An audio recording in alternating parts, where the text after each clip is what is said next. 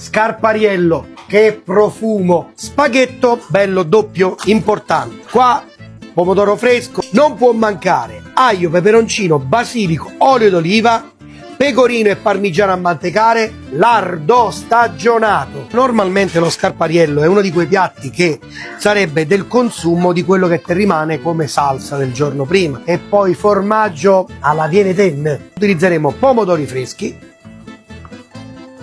Prepariamo i pomodori, quindi mettiamo giusto una pizzicata di sale per aiutare la cottura e mettiamo già all'interno una parte di olio, un paio di spicchi d'aglio rotti, mettiamo una punta di peperoncino, giusto una punta, e già qualche foglia di basilico, la mettiamo rotta. È quello che chiamano gli inglesi the game changer. Si ricordano le nonne che con una cucchiarella di strutto facevano di tutto e lo riduciamo ai minimi termini. Come direbbero altri, lo allacciamo. Lasciamo fondere per mezzo chilo di pomodoro circa 50 grammi di lardo allacciato. Mamma mia che profumo che ne viene fuori. Scaldiamo un po' di più lo strutto, vai con i pomodori. Lasciamo decuocere per almeno una decina di minuti.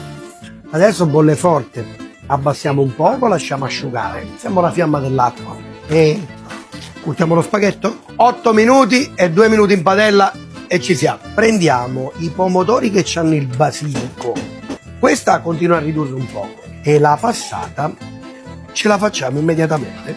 Aggiungiamo di nuovo la salsa che abbiamo passato e adesso è tutto pronto.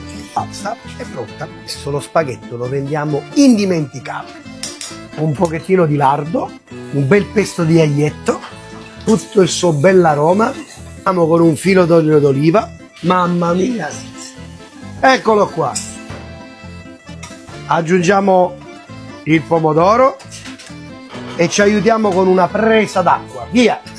Mamma mia che profumo sto scarpariello. Con un altro po' di basilico o prezzemolo se voi volete. Spegniamo, mi raccomando, lasciamo appena freddare. Parmigiano e pecorino.